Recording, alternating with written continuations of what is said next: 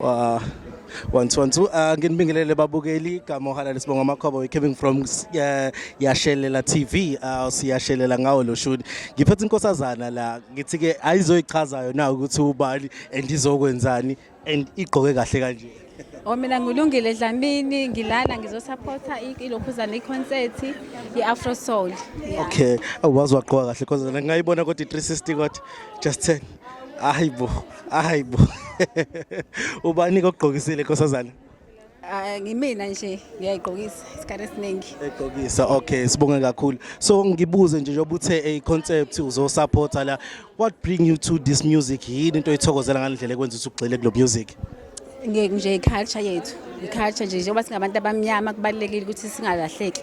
Sistick kwiculture yethu. Njengoba kuzobe kukhona nje okhuzani, kuzobe kumnandi sisina kunjeyana. So sifuna singabaleki kakhulu kwiculture yethu. Ikona okungilethela kakhulu.